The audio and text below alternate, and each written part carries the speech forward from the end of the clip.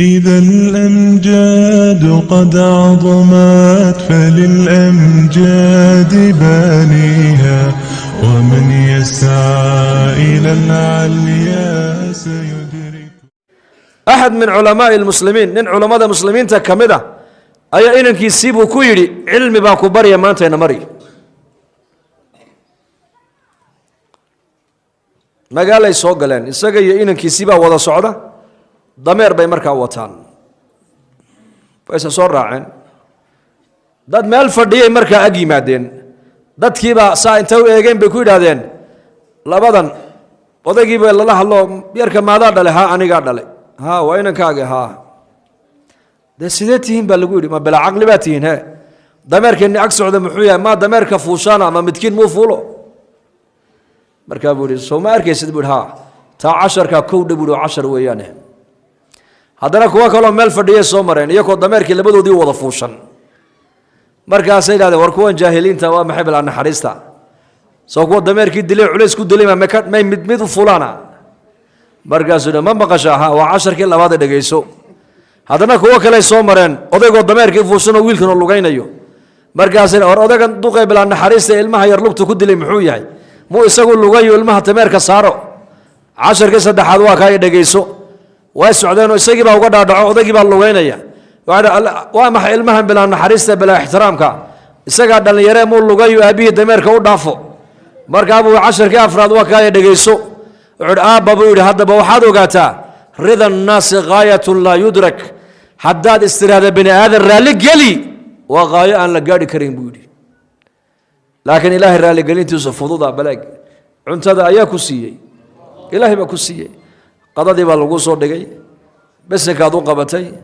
markaad cuntadii cuntayna alxamdu lilaahi aladii acamanii baa tidhi intaasaa ilaahay raalli kaaga noqon biyaha qabow ilaahay baa kugu deeqoo ku siiyey kabashada biyaheed ka batay ayaa ilaahay raalli kaaga noqon marka adduunkan dusheeda ilaahay inaad ku raalli gelisaa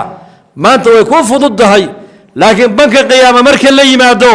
hadduu yidhahdo ka warran qofka halkaaba ilaahay ku raalli gelin ma soconaysaa ma soconayso marka ilaahay raalligelintiisu maanta adduunka dusheeda way ku fududahay sadaqadood bixisid salaadood tukatid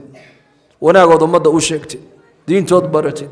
diintood ka shaqaysid maskiidkood ku ictikaaftid istikfaartood badisid salliga nebigood badisid sala allahu calayhi waaalihi wasalam acmaashaa yaree basiidka adduunka dusheeda acmaasha inaad qabato maanta way dhib yar tahay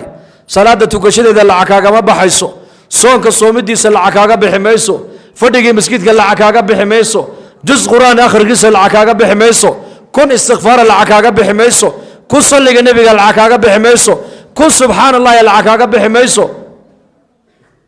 waa majaanan ilaaha nicmadda ayna siiyey inaan ka faa'iidaysana maanta loo baahan yahay